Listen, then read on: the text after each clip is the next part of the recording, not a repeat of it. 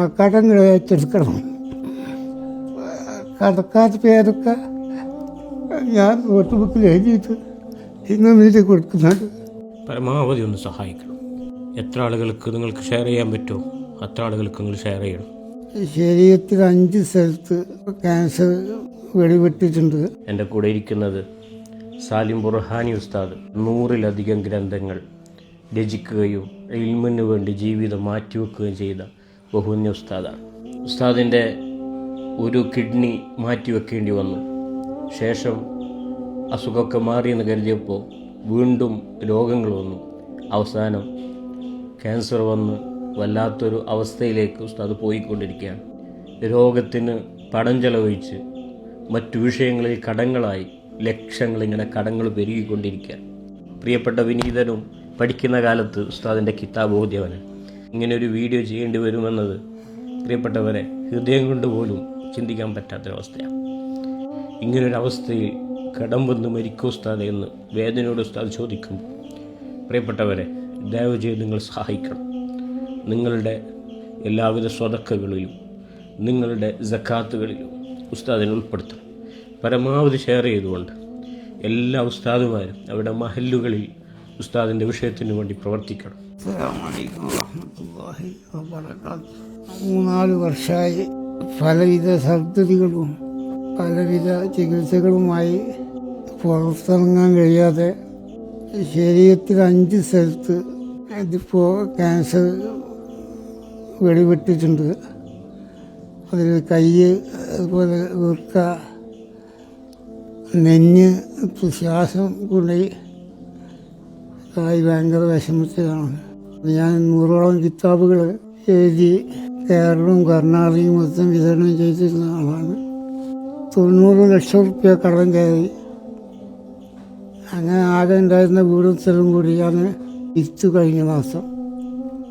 അത്ര കടം വീട്ടി.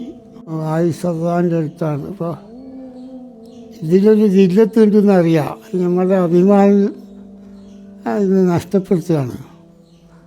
പക്ഷേ കിതാബിലൊക്കെ പറയുന്നത് വായിഫ് പോലുള്ള തസ്സൂഫ് കിതാബ് പറയുന്നത് നമുക്ക് 3 അവസ്ഥയിൽ വിഷമം വന്നാൽ അത് ജനങ്ങളെ മുമ്പിൽ നിർബന്ധമായി അവതരിപ്പിക്കണം.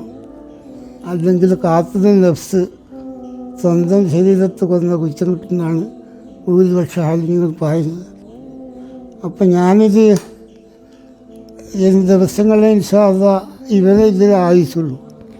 അപ്പം ഞാൻ മരണപ്പെട്ടാലും നിങ്ങൾ ഹിമമില്ല കേരളത്തിൽ ആ കടങ്ങൾ ഏറ്റെടുക്കണം.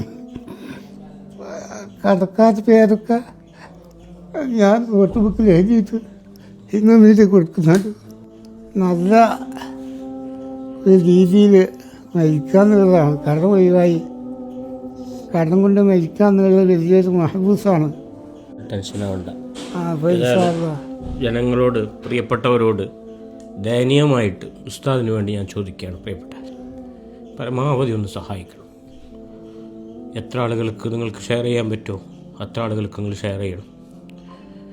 ചികിത്സക്കും മറ്റുമായിട്ട് കടം കയറി അടുത്ത ദിവസമാണ് വീട് വിറ്റത്. ഇപ്പം മകളുടെ വീട്ടിലാണ് ഉള്ളത്. കടം തീർത്ത് മരിക്കണം. ഉസ്താദ് പറഞ്ഞു കേട്ടില്ലേ, ഞാൻ മരിച്ച എൻ്റെ കടം തീർക്കണം. പ്രിയപ്പെട്ടവരെ ഉസ്താദിന് വേണ്ടിയിട്ടുള്ള എൻ്റെ ഈ യാചന നിങ്ങൾ സ്വീകരിച്ചുകൊണ്ട് എല്ലാവരും ഒന്ന് സഹായിക്കണം. ഗൂഗിൾ പേ ബ്ലോക്ക് വരും. പരമാവധി സ്കാനർ ഉപയോഗിച്ച് ഉസ്താദിന് വേണ്ടി നിങ്ങളെല്ലാവരും സഹായിക്കണമെന്ന് വിനീതമായി അത്രയും ഇൽമിന് വേണ്ടി സേവനം ചെയ്ത് ഉസ്താദ് നിലക്ക് നിങ്ങളോട് അഭ്യർത്ഥിക്കുകയാണ്. ഞാനിപ്പോൾ ഉള്ളത് ബുർഹാനി ഉസ്താദ് താമസിക്കുന്ന വീട്ടിന് മുമ്പിലാണ്.